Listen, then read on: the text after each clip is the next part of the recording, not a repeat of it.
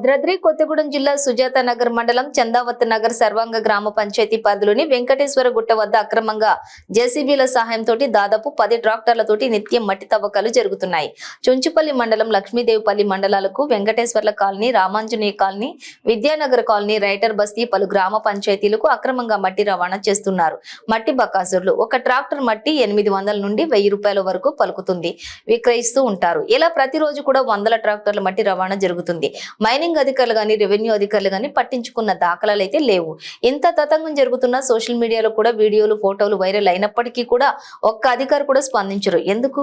Election హడావుడిలో ఉన్న అధికారులు ఇదే అదునుగా భావించి ఇంకా అదనపు తవ్వకాలతోటి తోలుతున్న మట్టిని కూడా, మాఫియా మట్టిని గాని, ఇసుకను గాని అక్రమంగా తోలితే పీడీ యాక్ట్ అమలు చేయాలని ఉన్నప్పటికీ కూడా వివిధ కారణంతో కేసులు కావడం లేదు. ఇక మట్టి అక్రమ రవాణా వెనుక హస్తం ఎవరిదై ఉంటుంది అంటూ అక్రమ మట్టిని అరికట్టే వారే లేరా అంటూ ఎంతమంది అధికారులు ఉన్నప్పటికీ ఎంత యథేచ్ఛగా పట్టపగలే అక్రమ మట్టి వ్యాపారం జరుగుతూ ఉండటంతో పలువురు విచారణ వ్యక్తం చేస్తున్నారు.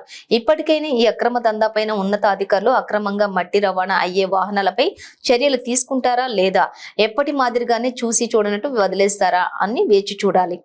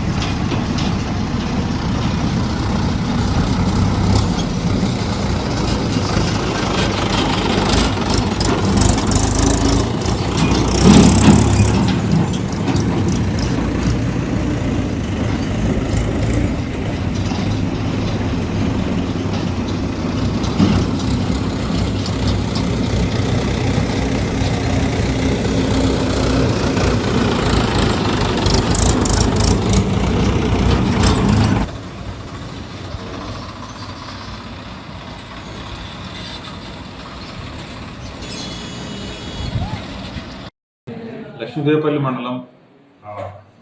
మండలంలో కారకొండ రామవరం గ్రామానికి సంబంధించి కొంత ఇల్లీగల్గా మట్టి తోలటం కానీ, లేకపోతే వేరే రకమైనటువంటి చిక్కం భూముల్లో కానీ మట్టి తోలకాలు జరుగుతున్నట్టు మా దృష్టికి వచ్చింది.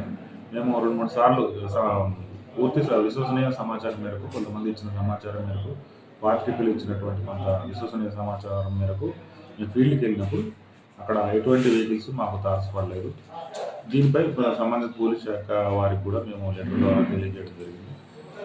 త్వరలో తప్పకుండా మేము వీరి మీద ఇరు శాఖలు సంయుక్తంగా కలిసి తప్పకుండా వీరిని పట్టుకొని కంపల్సరీగా మేము కేసు తప్పకుండా నమోదు చేస్తాం. ముందు కూడా ఎవరైతే ఇట్లా ఇల్లీగల్గా మనకి ట్రాన్స్పోర్ట్ చేస్తున్నటువంటి వ్యక్తులు ఎవరైతే ఉన్నారో వాళ్ళ మీద కఠిన చర్యలు మాత్రం తప్పకుండా తీసుకోవడం జరుగుతుంది. Thank you.